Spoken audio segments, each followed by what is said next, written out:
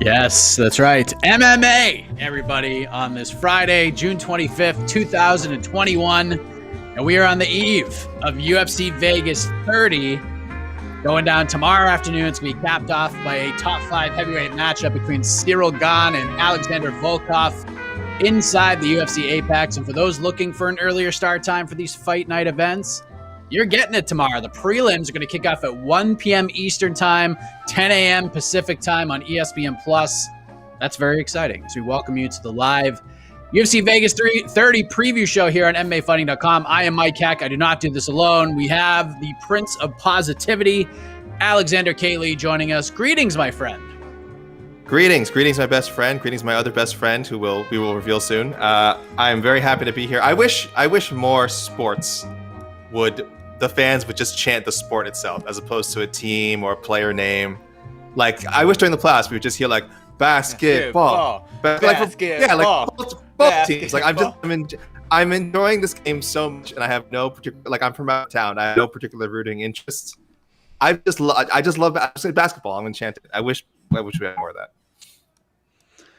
Well, I appreciate your thoughts on that, AK. And on the ones and twos, we have the producer extraordinaire, E. Casey Leydon, who has begun this MMA chant and has taken it to the next level. How are you, sir? I'm just here to talk about sports. I love sports. Sports. That's what we're here for. We love sports. Me and AK, all about the sports. Sports ball. Right in your face. Well, let us get into tomorrow, gentlemen. The MMA space. MMA. And by the way, for those watching live with us right now, get your questions in the chat. We will get to them in a few moments. But let us discuss this main event, AK, between Cyril Gane and Alexander Volkov, because normally in this heavyweight division, if this was even last year or probably any other year in the history of this division, this would be a massively important fight, a very important main event. But right now, there's a bit of a logjam. The UFC is looking to book Francis Ngannou's first title defense against Derek Lewis later on this year.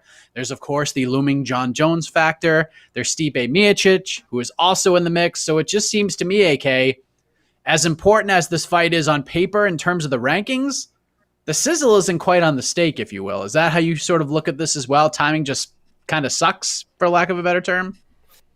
Yeah, time is an issue. I hate that I think people saw, Gane's last win over Jairzinho Rozenstruik, a methodical performance, if we want to be nice about it. Again, and I'm not being snarky here. I do think it was actually like a quality win.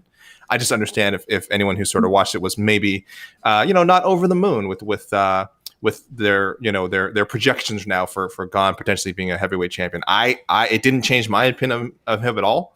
I thought he was dealing with a really dangerous guy, and he clearly won the fight, which is all that I can ask. I think all that we should ask a contender to do. Would a highlight KO have been nice? Highly rail KO have been nice? Of course. That's why we watch these heavyweight fights, and I'm sure that's what people are hoping for on Saturday. But again, this is two tough guys, two very strong technical fighters. You may again see sort of more of a slow-paced kind of feeling out process for the first few rounds before the sparks start to fly, if they do it all. So I don't blame people at all for being a little bit kind of like, lukewarm on, again, what is a very, very high level heavyweight fight, just not one that's like guaranteed to an all-time class, So it's understandable, but I do think people should tune in. It has implications. Yeah, I mean, the implication, unfortunately, is that they're just defending their spot in the rankings. Like, no one can get a title shot off of a win, no matter how impressive it is. And that's kind of the unfortunate thing about this fight. And Casey, Cyril Gane, clearly he's the top prospect in this division right now. He's 8-0. He's 5-0 in the UFC. He's got the knockout win over JDS. He's got 2 submission wins inside the octagon. He just headlined his first card in February. And as AK sort of alluded to, it wasn't the most fan-friendly main event of all time, but Gane fought an intelligent fight and did what he was supposed to do, and that is win and get your second paycheck. So the UFC is putting him back in this main event spot and against a guy in Alexander Volkov who's coming off back-to-back finishes. Do you feel, kind of watching Cyril Gane make this rise, Casey, that this fight is the quote-unquote ultimate litmus test for Cyril Gane? Like, if he goes out there and beats Alexander Volkov, that sort of not only wipes out the bad taste some fans had in their mouths from the last fight, but they're just like, damn, like this guy could absolutely be a world champion.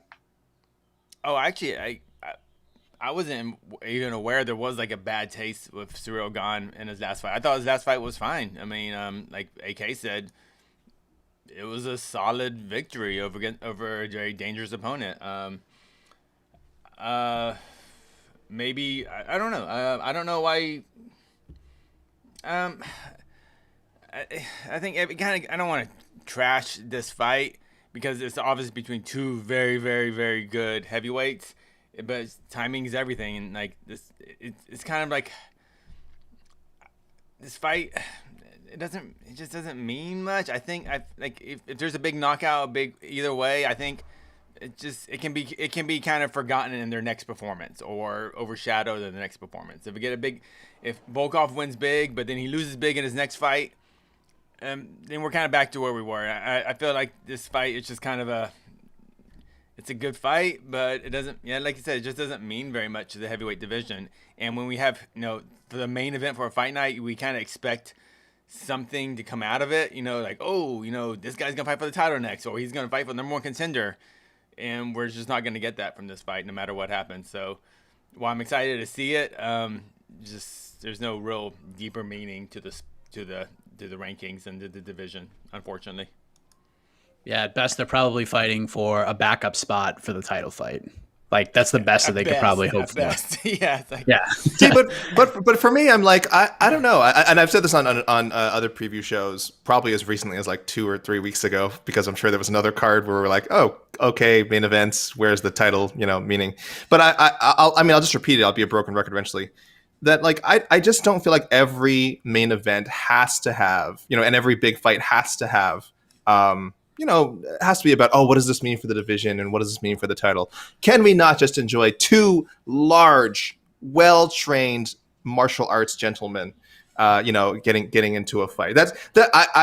Anytime we have, I think, an event like this, and again, maybe I'm talking myself into it as I tend to do. I just try to get to the core of why we do this, guys. We want to see two guys thrown in there and see who wins, right? If you showed me a picture of Ciryl Gane and showed me a picture of Alexander Volkov and said, do you want to see these two guys fight and figure out who would win? I'd be like, hells yeah. These guys are huge. Put them in there. So on the most basic level, sorry, UFC, I'm not doing a very good job of selling this card for you. On the most basic level, I am interested in seeing this fight. And I'm really... You are stretching this. I'm not getting at it. I'm not getting because on the basic level, it's just two dudes fighting. Because it's two people, and there's a cage around them. I'm not getting added to the UFC marketing team anytime soon. This is not okay. But my point is, I mean, it's not just any two people. Obviously, it's two guys that we know are really good heavyweights, and I'd like to see them. I would have liked to see them fight someday anyway. So whether it's for a title, whether it's for number one contenders, that shouldn't matter as much to me anyway. I just want to see these two guys fight. So that's that part of it's exciting to me. But again, I understand obviously that why we look for more substantial storylines. Well, I understand that. Stakes matter. Fights of high stakes matter. I mean, that's why we like playoff basketball rather than just regular season basketball. Stakes matter, and there's just no high stakes in this fight other than just the personal damage that they're going to get from getting beaten up. But outside of that, we just literally had a similar scenario last week with Korean Zombie and Dan Ige. That's just like none of those guys are getting a title shot. It just maybe that's when I said it. Maybe that's it just wasn't going to happen.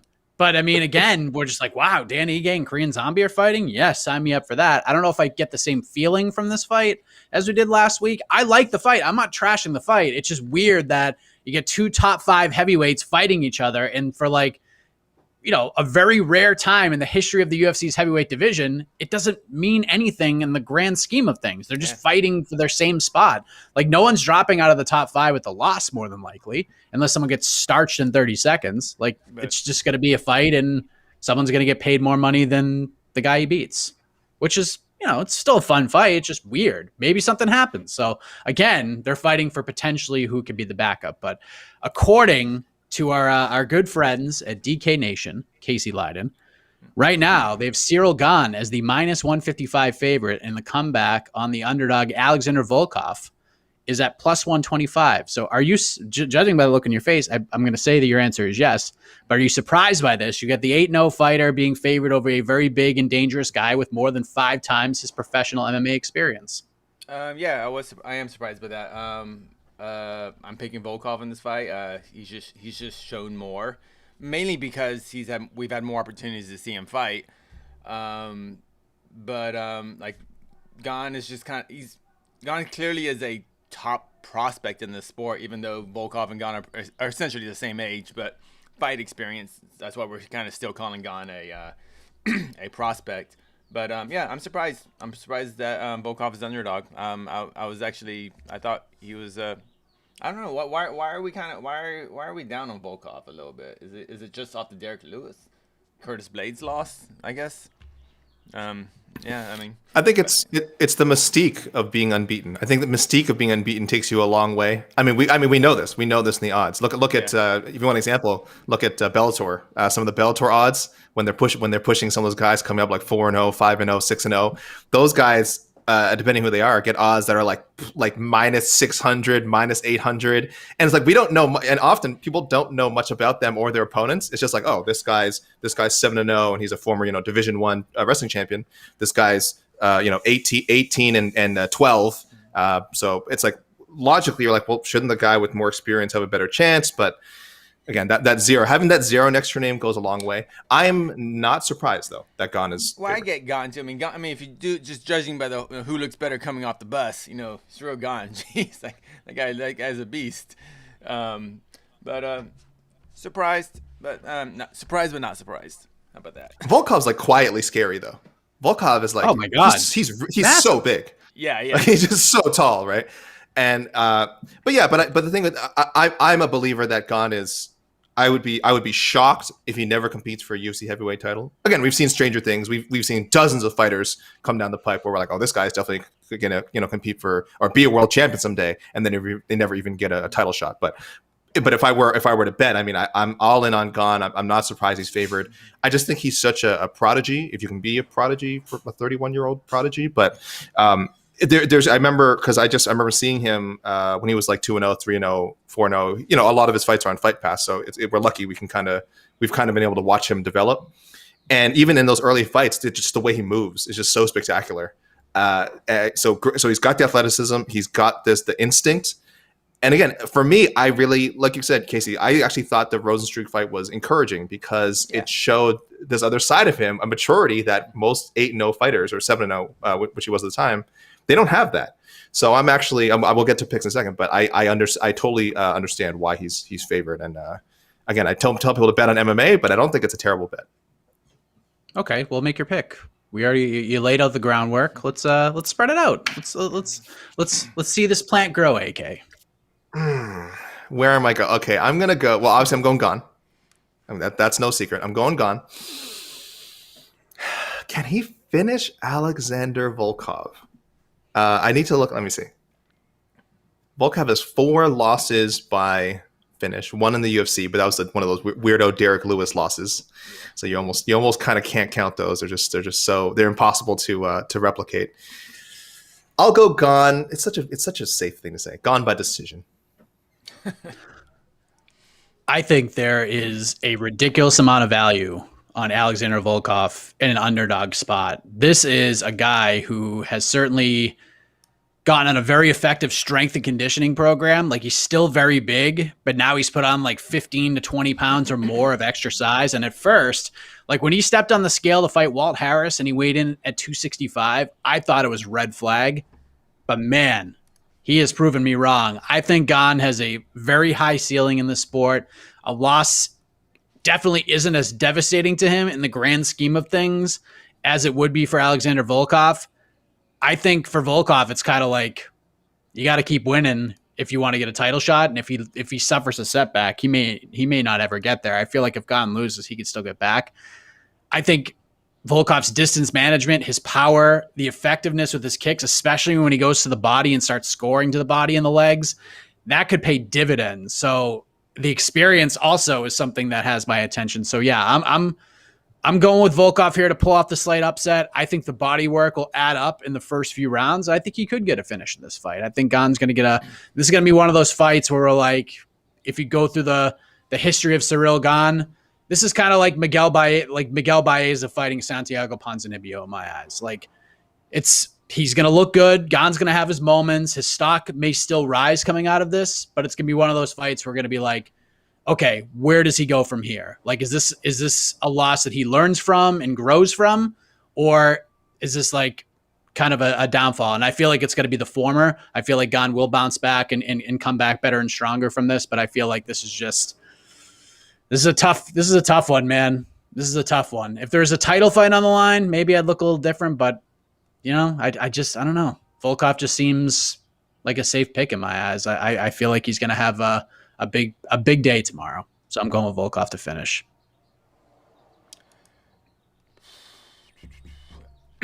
I'm picking. AC? I'm gonna go with Volkov.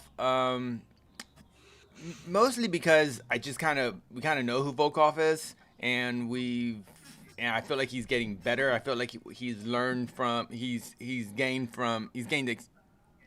better fighter since the Curtis Blades loss. The Derek Lewis one, that was hey, those things happen. It's a Derek Lewis fight. I've thought Volkov has been a top 5 heavyweight, and on the right day, he can be the best heavyweight in the world. Well, Francis Ngannou is still Francis Ngannou, but on the best day, he can be the second best heavyweight in the world. How about that?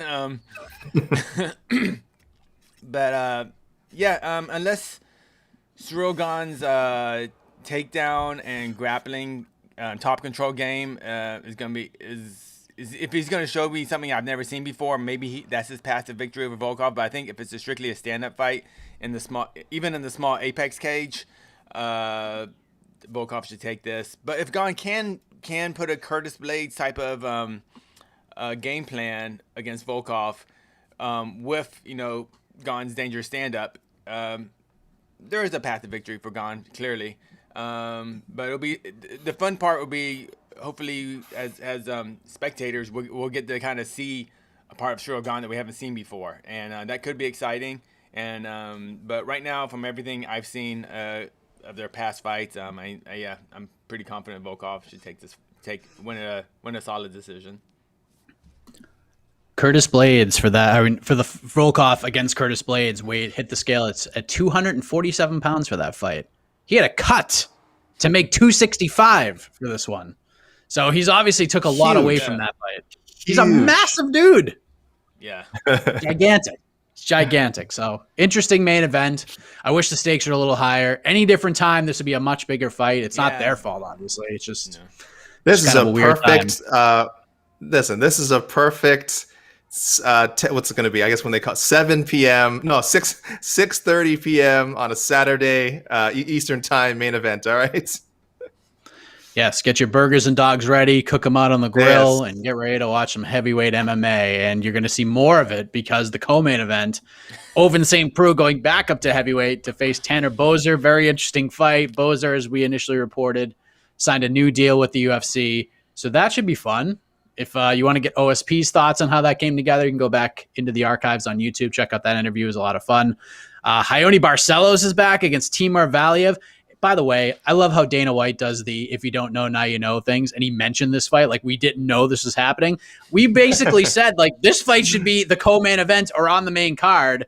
Everyone screamed and hollered at the UFC. And finally it happened. And now this is a don't know, now you know. Everybody knows about this fight. So let's put that out there. We got what else we got? Andre Fili, Daniel Pineda is a good one. Tim Means is back against Nicholas Dalby, and then Renato Moicano versus Jai Herbert. Herbert. That's where we're going. Herbert. I think it's just Herbert. Yeah. Herbert. Yeah, it's the NFL Guy Hebert that's in my mind right now. I'm feeling like George Costanza. But main card kicks off at 4 Eastern. Some fun prelims as well. Casey Leydon, let me ask you this: who do you think is the biggest favorite on the card? Oh, biggest favorite on the card. I know this. Go ahead, Casey. You go. I know it. It has to be. Biggest favorite in the card. Actually, ooh, man. I have not looked, by the way. I have not looked. I don't know, honestly. I Oh, maybe Moicano? AK, what is your guess? It has got to be Rachmanov. Has to be, right? Shavkat Rakhmonov Oh, yeah. Yeah, has to be. is the Did you see? the second Ah, biggest favorite on the damn it. card. That was good. That Come was good, on. Nick. That was good. Got him. Minus- Got him. Minus Come on. 305. Minus All right, all 305. right. There is All a right. bigger favorite on this card. Julia Avila. That would have. That was my second guess. That was my second guess. Minus 345. The comeback on Wow. Julia Stoliarenko is plus 260. I'm a big Raging Panda fan, and I think that's kind of ridiculous. But there we go. Moicano is a big favorite though. Minus 250 Okay. against Herbert plus 195. Barcelos minus 230. So there you Marcellus go. is minus 230. Wow, that's surprising. Yep. I thought that would be. Yep. Pick him. So that's a good one. Did you AK, see? what Did you is? see? Go ahead. Did you see Rachmanov and Prazeres at the face-offs? No. Insane. We know Prazeres obviously is a small welterweight. That's not a secret. He's kind of that He's a unfortunate. wide You just look at him. welterweight, right? He's so wide. He's a fire hydrant. Well, because right? he was a lightweight, right? And he was trying to make lightweight for so long, and it's like he's not guys who I go like, oh, if he fixed his diet and he could have made. I'm like, I think just genetically, it was always going to be a struggle for him to make. He is like the definition. Like Kevin Lee always says, oh, I'm the definition of 165. I think Michel Prazeres is the definition of 165 because there's nothing he can do other than maybe like bulking down and losing muscle, which is fine.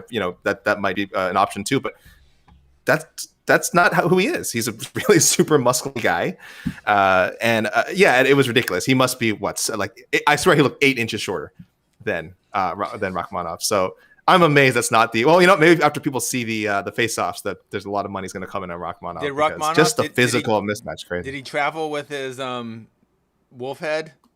Yep. He did, and he had the flag of Kazakhstan as well draped over him. It was quite a look. I wonder if he checks that in, or does he put that as a carry-on? Does he put it overhead? I'm just wondering how that works. These are the things Is it I like care a pet? about. I don't care Does about. he have to put it? Does he just put it in the dog cage? Is it like an animal? Is it like treat it like a pet? I don't care about game plans or how their training went. It's like how does your carry-on baggage work? I was like, how do you get this through customs? yes. Yeah, it was. But yeah, like the face off was like, and this is for like the older, like old school wrestling fans.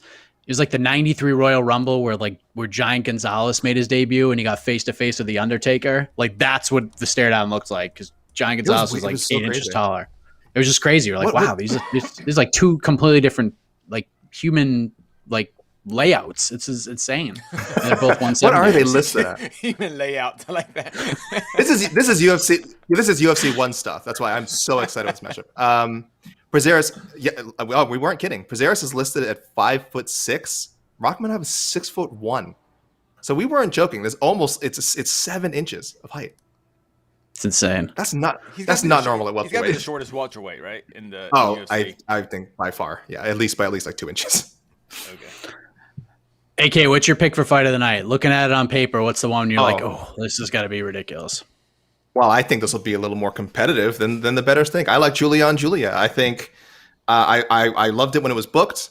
I loved it when it was supposed to happen, and unfortunately, Stoliarenko had that scare on the scale. I don't know if people have forgotten about that already, but she did faint the first time around. Mm-hmm. And I do kind of believe her. I know she said afterwards, like, it wasn't as serious as people thought. And kind of what some other coaches chimed in and said, like, if people knew how these fighters kind of looked and the conditions they're in when they're not in front of the camera for that whatever minute that they have to weigh in, they would be shocked. Like you probably have a lot more fights getting canceled, I think. So it was a rough moment for her. Hopefully, and again, it is nothing serious, and it's not a problem in the future, and it's just a one-time thing. But yeah, that's a fight I was looking forward to. I think it could be a great scrap. I think Stoliarenko. I'm not saying she's like a champion or anything. I just think she's a lot tougher than people give her credit for. Certainly could Avila put her away early and prove all the bettors correct, the odds makers correct. Excuse me. Definitely, that's something that can happen. But I think it's gonna be a really good 3-round fight. I'm not a fight of the night, but a really good 3-round preliminary bout. Casey, what do you think? What's the one you got circled? Yeah, if that Julia on is it Julia? Is it Julia? How do you say Stoliarenko's? Is it Julia? Yeah, Julia. No, that's just Julia. Oh, it's Julia. Okay, just some extra letters in there. Yeah. Julia and Julia violence. Yeah. I'm hoping. Actually, I hope that's gonna be a fight at night. I'll be really excited if it is. But I predict either most likely it's gonna be Fili Pineda or the amazing bantamweight fight between Timur and how do you say his first name? Ione. Ione? No. Yep. Ione and Timur. I'm most likely that'll be fight at night. Hoping that'll be fight at night. I'm hoping that's gonna be a really good grapple fest too. But grapple fest don't win fight of the nights very often in UFC. But cross my fingers. Yeah, I mean, there's a lot of like, if you really look at this card, there's a lot of fights that could be fight of the night. There's a lot of like really interesting matchups. Like Barcelos Valiev is interesting. Fili Pineda is a good one. Means and Dalby's fun. Even Moicano and Herbert in a crazy way is fun. I actually like this card. I liked it from top to bottom. It just doesn't have the significance and like a big like we said, the big main event. It's just kind of the timing is bad for this main event, but the fights themselves, there's no real like, it doesn't really build. I feel like just the whole card is kind of solid.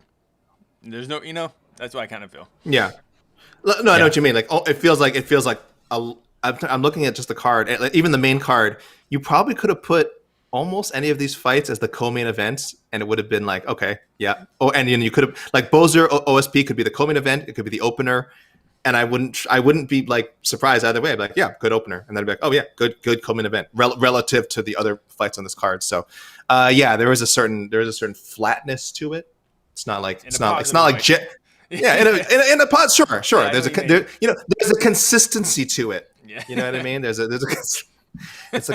like it's a solid pie. It's a solid looking pie. There's not a lot of pizzazz to it, but it's got a good consistency. You have a piece and you're like, yes, I like this. I like the crowd crumbles. What's happening? What's going on right now? UFC Vegas 30. What's happening now? UFC Vegas 30. It's a solid pie. That's a solid pie. I'm gonna dig deep here. Charles Rosa versus Justin James should be really interesting for a number of reasons. One, because both guys need to win big time. I think this is a loser leaves town match for sure. Plus, Justin James is apparently putting his fight purse on himself, which is pretty interesting. And I'm excited for the UFC debut of Jeremiah Wells. I believe this is something that should have happened a while ago. He's going to fight Worley Alves, which is definitely not an easy fight by any means, but I get a feeling those two guys are just going to slang them things, and it's going to be a lot of fun. Who's so Jeremiah that's going to be my Wells? low key. What can you tell us about him? I don't know anything about him. Fought a lot in New England. Former CES champion, CFFC. I believe those are the only two promotions that he actually fought in, or CFFC and CES. So. As a champions pro, in both. His one loss in the last 4 years. He lost the CES title to Vinicius de Jesus, who went on to a Bellator contract. So is he fighting tonight, or is that another de Jesus? I think that's John de Jesus that's fighting tonight. Oh, John's the guy who just fought Aaron Pico in his last fight. And okay. Or two fights. But yeah, Wells. Yeah, Wells, not a bad replacement for Ramazan Amif. I'm sure I know a lot of people want to see the return of Amif, but this is Jeremiah Wells for sure. I think so. So his most recent fights probably are on Fight Pass, right? Yep, CFFC. Yeah, probably all of them actually, because CS is also on Fight Pass. Right. Okay, so there you go, people. If you want to cram on your Jeremiah Wells knowledge, he just took this fight less than a week's notice against a veteran welterweight. So, but hey, why not? No time like the present, right? There you go. Worley Alves won Nate Diaz, and he gets a newcomer instead. So I'm sure he got exactly what he had hoped for. Let's go to the peeps. Okay, one because second. we have. Sorry, got to block a user. Oh, I got rid of. Yeah, I got rid of them. Okay, thank you. Sorry. I hid them. I don't know if that keeps them. Oh, I don't know if that blocks them. If you have blocking power, please block them. Okay. Okay. Well, at least you're hidden now. All right. Anyway. All right. Sorry about that. Don't worry about that. To the peeps. Hold on. To the peeps. Do. All right. What we got first? Oops. I don't know if I saw a lot of questions. I was kind of looking at the chat. We got some. Don't worry. What do we I'm got? sure people on the West Coast will love tomorrow's card, especially media members and podcasters. First fight is at 10 a.m. Pacific time. Coverage should be over by dinner. Yes, I am loving that. And then you have time to watch BKFC if you want as well. Yeah. Because tonight's going to be a long one. We got Bellator, which will end at a decent whatever do you time. mean? And PFL's going until like 4 a.m. There's no doubt about it. That PFL 6 card is just going to fly by. Let me tell you something. 4 hours. 4 hours of prelims. And again, I know people are going to say, oh, UFC has like pretty long prelims. Sure. That's the UFC. And I'm not saying UFC is inherently better than every other league, but you probably know a few more of the fighters on a UFC card than you do on literally any other promotion. I'm not singling out PFL.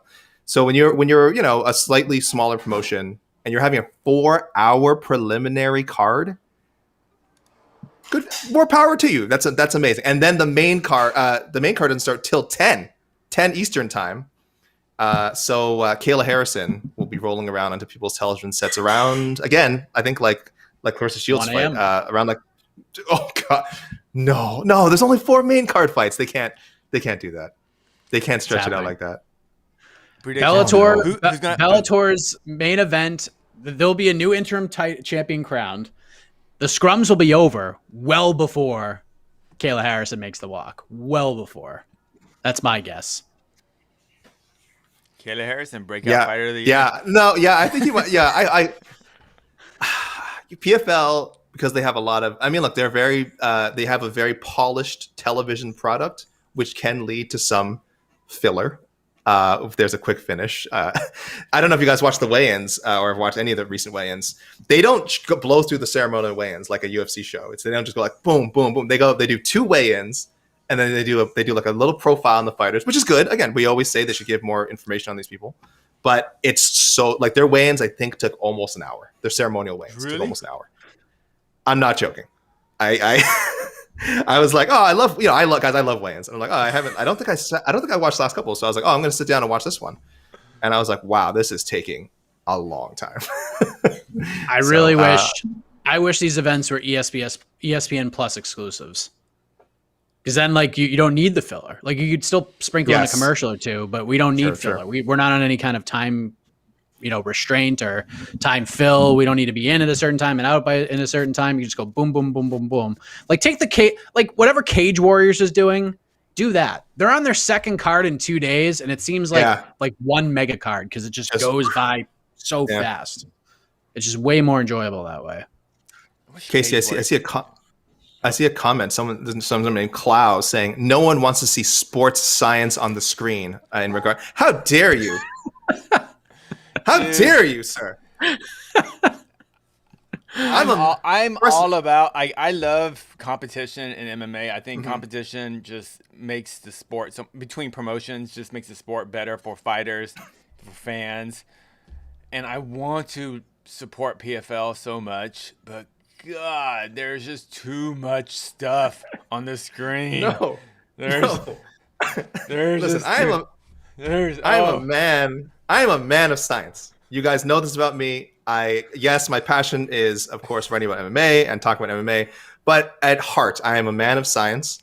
And when I see stuff like their, BMI and like how much PSI there was on that squeeze, and then of course the maximum punching speed. I mean, that's like, we've been talking about how do you fix judging? Here's how you fix judging. You go at the end, you see who had the fastest punch in the fight.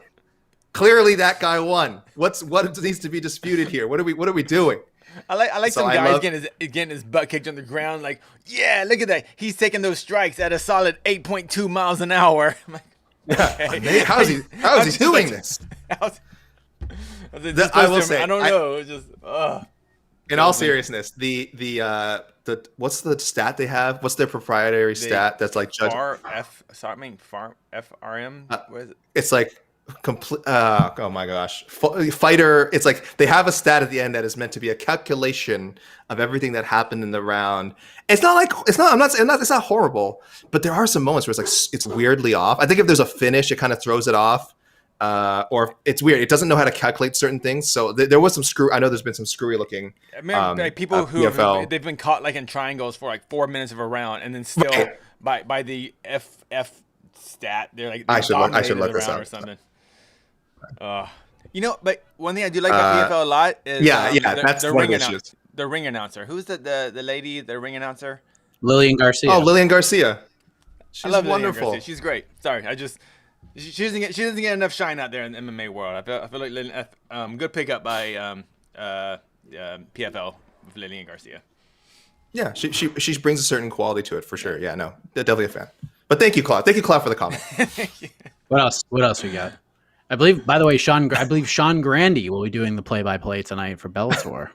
another Seriously. welcome Oh voice. yeah, because I think Morrow's doing the boxing. Yeah, he's doing boxing. I think Javante Davis. I think it's this weekend. Of course, YouTube Sean Grandy, the longtime radio voice of the Boston Celtics.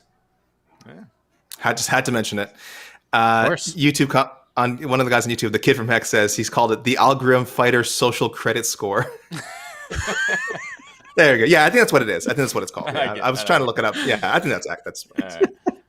All right, what else we got? UFC related. This guy. Can you block this guy? I don't know who this is. Oh my gosh. He's one half of the BTL tag team champions. He is. All right. Respect. Oh my gosh, this guy again. That is a question. Y'all didn't ask for my opinion. No, we didn't. There's your answer. Hold on a second. Let's just talk real quick.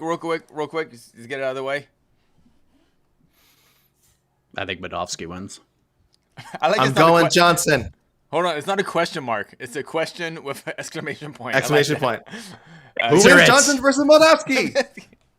I'm going Moldavsky. I'm going Moldavsky. But unless Tim Johnson fights in jeans. If he fights in jeans, then I'm going Johnson.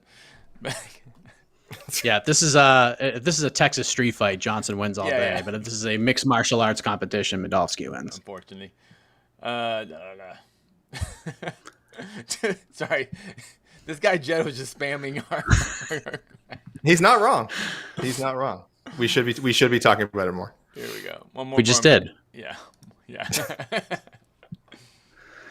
Shouldn't Feely be able to get back on track versus a losing record UFC fighter in Pineda, who is now 35, just getting knocked up by Cub? Okay, so this is an interesting take because Daniel Pineda looked tremendous against Herbert Burns, and let us not forget, for the first 4 minutes of that Cub Swanson fight, Pineda looked pretty damn good. He was lighting up Cub's leg. He was winning that round until he got dropped at the end of the first. So it wasn't like Cub just went out there and annihilated him start to finish. This is a Pineda. Pineda's winning that first round. He was cruising to a win in that first round. And then Cub just used that grit and veteranship, dropped him, and then finished him in the second round. So Pineda's a legit guy. This is a really good fight. This is a really good fight, right? They have let me look at the odds real quick. Feely is a minus 230 favorite against Pineda at plus 180. That sounds about right. That sounds right. Yeah, I didn't think it would be that big. That sounds about right. I'm picking Feely, but Pineda is just got power, and the way they're both their fighting styles, I could definitely see seeing Feely get caught with a giant haymaker from Pineda too. So yeah, I'm picking. Pineda's gas tank is going to be the biggest thing because that was like a big part of that Cub fight too. Is he lost wind? Did he miss weight for that fight? I don't know if he missed weight. Maybe. Am I speaking out of turn? But I think it was a pretty tough weight cut for him. So plus they're saying Burns missed weight. It was Burns missed weight. That's what it was. Excuse me. My apologies for that.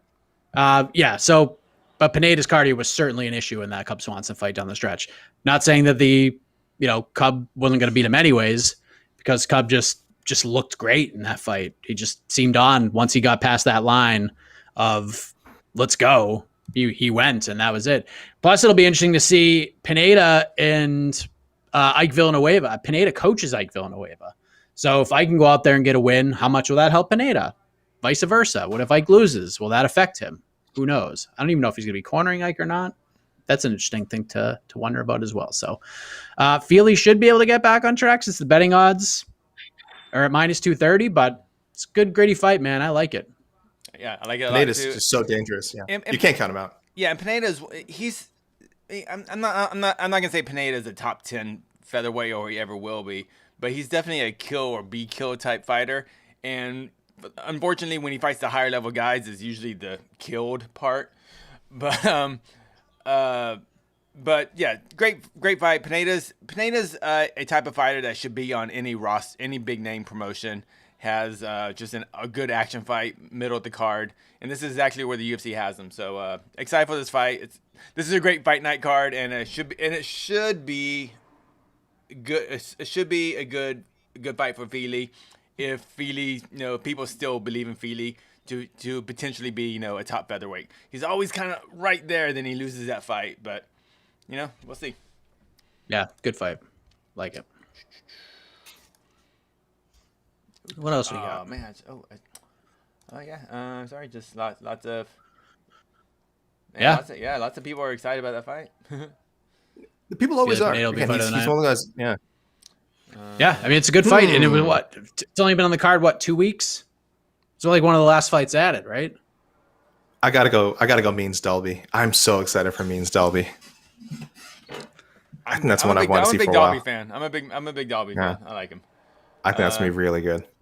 You just want Tim Means to win so you can go on to the next one and say lobby for Robbie again. I'm not done lobbying for Robbie. Not even close to being done. Feely almost beat Mitchell? Bryce Mitchell? Well, it was close. I don't think it was that close. He got out grappled for the most part, right? It was all kind of a.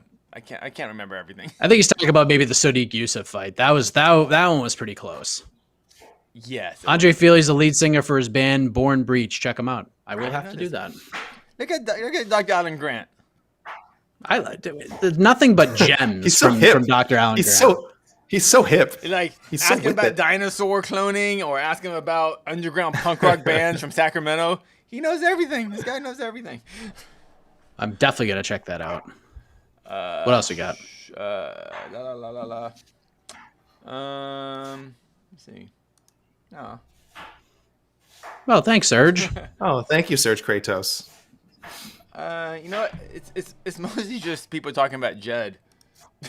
That can't be true. That can't be true. That's all right. How about our boy Joseph Boza? I think has some. Why don't you grab a Joseph Boza if you can see that, Casey? Got a couple of questions. Where? I don't see him. Oh, one of them we've kind of already answered. I'll read it out. I'm sure you'll find it. We hate to talk about this, but is Yancy Medeiros fighting for his UFC job? 6-7, 1 no contests, 3 fight losing streak. Hasn't looked good recently. Do we want the boring answer? Yeah, go, Mike. I'll give you the boring answer. The answer is absolutely yes, because it's the last fight on his contract. So yes, in fact, he is fighting for his. So literally fighting for his job. I guess what the question is more, does he have what are his chances of getting re-signed should he not win this fight? And I mean, I guess if you can go the boring answer again, and it's more like how much is he willing to fight for if he loses? That's really the question. The UFC if you tell the UFC I'm going to I'll fight, I'll sign a new contract for half my pay of the last contract, I'm sure they'd be like, come on down. Yeah, you're welcome. The cage door is open for you. So I don't know. I don't think Yancy would do that, but I am confident enough to say that if Yancy Medeiros wins this fight tomorrow, he will be back in the UFC, because Yancy Medeiros doesn't go out there and eke out he doesn't go out there and eke out decisions. He wins spectacularly when he wins. So yes, if he wins, we'll see him again. If he doesn't, we probably won't see him again. I'm a giant Yancy fan. As a fan, I hope he wins. But this is probably if he doesn't win, he'll probably be done with the UFC. But if he does win, he's a free agent. I'm just saying, Bellator does actually have fights in Hawaii, and now that it seems like this pandemic thing is heading toward an end, Bellator does go to Hawaii at least once a year. And I'm just saying, Yancy being the Hawaiian fighter. There could be a chance Bellator just might give Yancy a better offer. Definitely. Yeah. So even like what Hawaii or not, like why not? I mean, he's an exciting guy. It's a name you could use to either just propel your division just overall with just the experience factor, or you can use that name to build up other talent. So. I mean, Yancy Medeiros versus a lot of those guys is a lot of fun at 170. Bellator's got a pretty fun welterweight division, so. Yes, it does. Got Anything else? We got some questions coming in. Hold on. All right, we'll take 2 more. All right. Okay, big question. Here we go.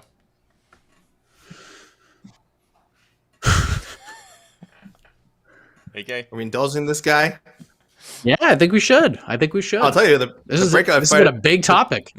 The breakout fight of the year is BTL's Fernanda Praches. I'll tell you, she's come out swinging. She's the one to watch. If she makes one more appearance before the end of the year, I mean, it could just be BTL Fighter of the Year. Period.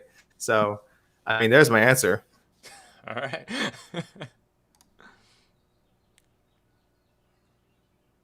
Is it the right move to rebook Lee versus Brady? Was it rebooked? Well, if they do, I mean, if it's up to Brady, I mean, I talked to Sean yesterday. That's how I kind of found out about this whole thing. So the plan, Sean, if it's up to Sean, he's rebooking this fight. But if they can't rebook it, he wants another top 15 guy. When this fight was originally being discussed, August 7th was the initial date that was thrown out there. Like when it was first offered, it was August 7th. Then it became July 10th, put it on the pay-per-view. Kevin Lee wanted to fight earlier, wanted to fight on the Conor card. Get it. That's a big addition to that card. Interesting fight. So I know there's reports out there that they could try to do August 7th. From what I understand, it doesn't seem likely that happens because Kevin Lee's injury is, I mean, it's not super serious, but it'd be, I don't know if miraculous is the right word, but that'd be just a ridiculous quick turnaround if he can get rebooked in a month's time. So I don't know. I think they should rebook it if it's not going to be something that waits till like November or something like that. If you can get something like late August, early September, and we can go that route, I think that's the fight to make. I think it got some buzz. I don't know if you guys saw anything. I didn't see one person complain about this fight. This is one of those fights like, ooh, this is a good one. This is good matchmaking. Did anyone see any like poo-pooing of this fight? I didn't. It made a lot of sense. Bet versus prospect, bet going up in weight, kind of going back up in weight, coming off a loss. Brady coming off a strong win, made a lot of sense. Unfortunate injury, it sucks. Dude, but all I'm saying is like, there's a certain guy named Hamzat Chimaev that's looking for a fight, and he weighs 170 pounds, and him and Sean Brady make a lot of sense. So, I know things that make sense. I get it. Who is Chimaev? Chimaev is in Vegas right now, training at Extreme Couture right now, and he's there. So, why would Chimaev want to fight Brady though? I just don't. What is Chimaev ranked? That's what I'm saying. I know. Chimaev doesn't. What? There's just not a lot of. I don't know. There's not a lot of gain from beating Brady. Or if you, and that's a dangerous fight. Is the risk of fighting Sean Brady worth the reward if he beats him? Oh, for sure. Oh, you're saying. Are you looking from the Chimaev's point of view or from Brady's point of view? Yeah, he's looking from Chimaev's it's huge. Point of view. For Brady, it's massive. Brady goes out there and beats Chimaev. That's huge. That's a big thing for him. But for Chimaev, Lee facing Sean Brady, what's you beat a guy no one heard of, Sean Brady. I feel like we got anyone that faces Sean Brady. I feel is going to get that same thing. It's a dangerous fighter. I just feel like this is Chimaev. He fights anyone, anytime. I don't know. Hamzat Chimaev was just booked in a title eliminator with Leon Edwards 3 different times. So to go from that, because if he had beat Leon Edwards, he's fighting Kamaru Usman for the title. Like there's no ifs, ands, or buts about it.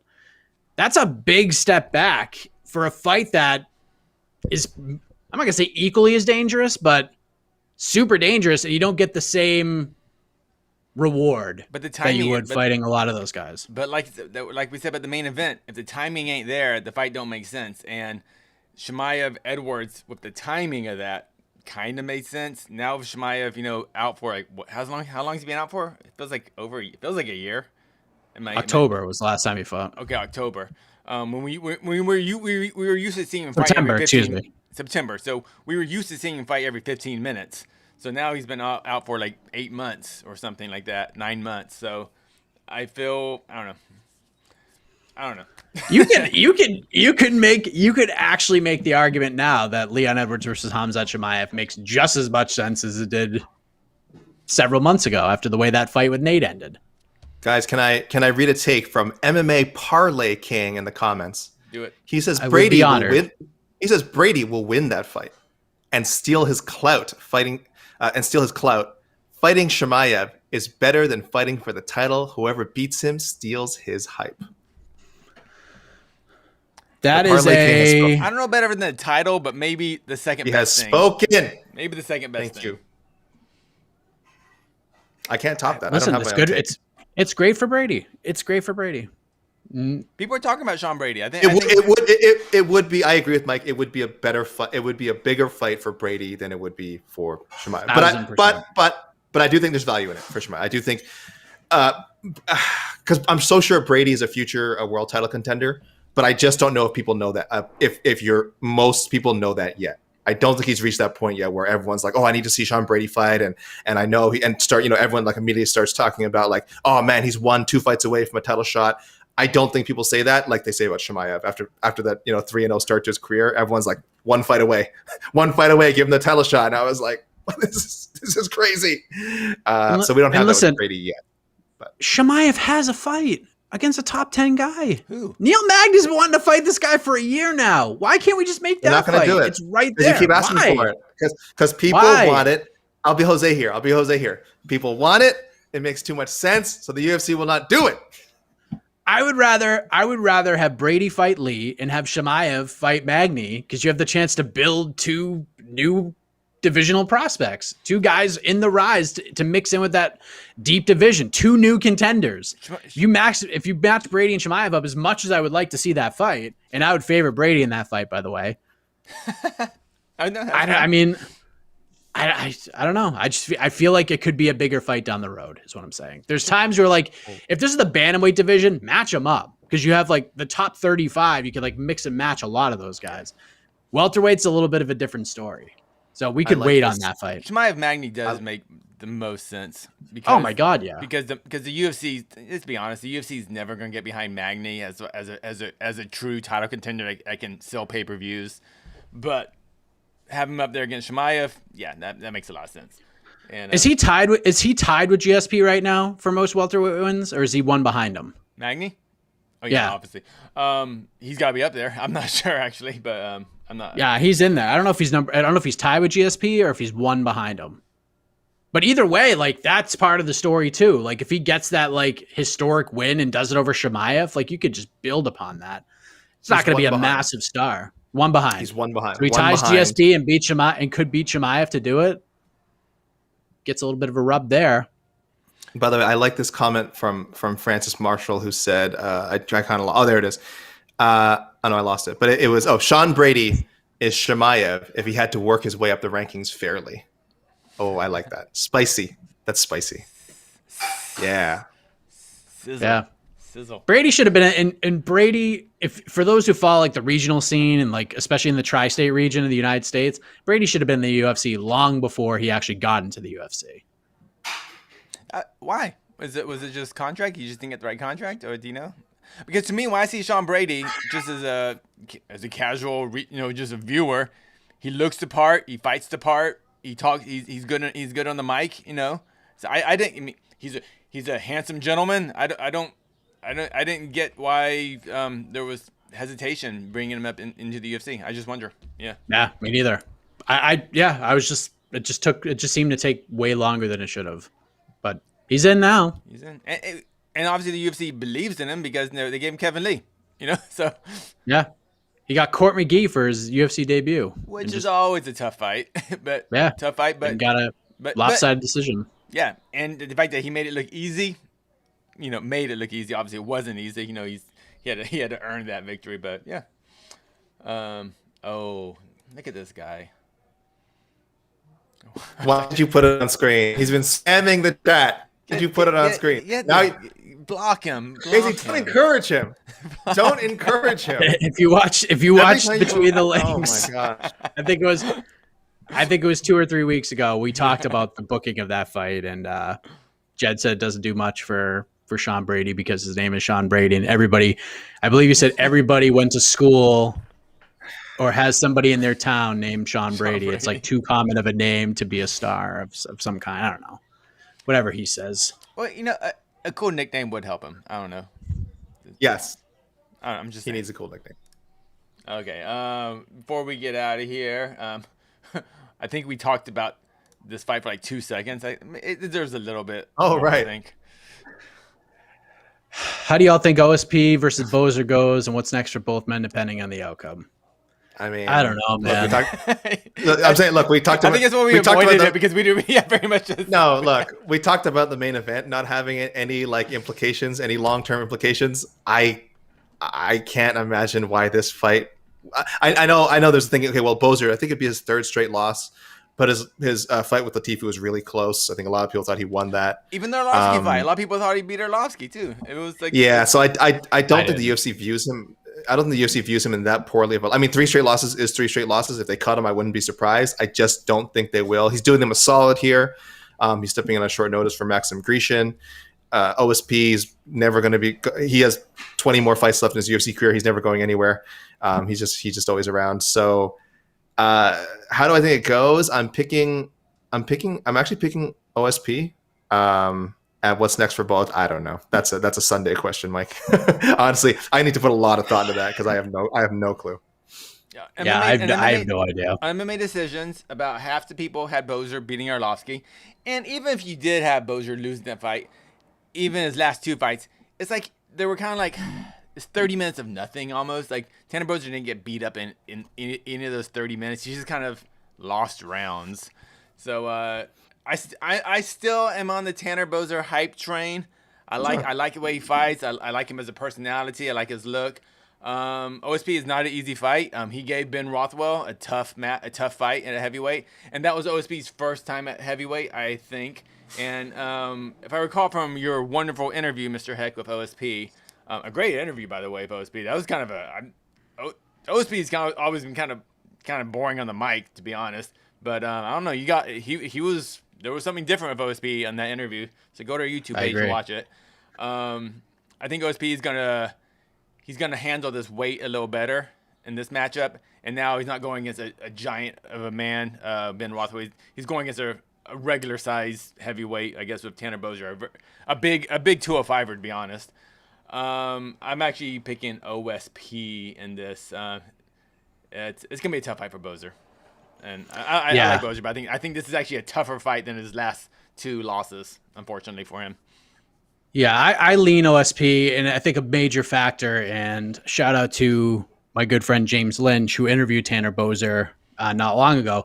Tanner Bozer has been in quarantine since his last fight. That too. So he hasn't even he hasn't gone to the gym. He hasn't had any kind of a training camp for this fight. Like, he fought Leo Latifi, flew home, and he's been in quarantine ever since, and then got out of quarantine to fly back to Vegas and fight OSP.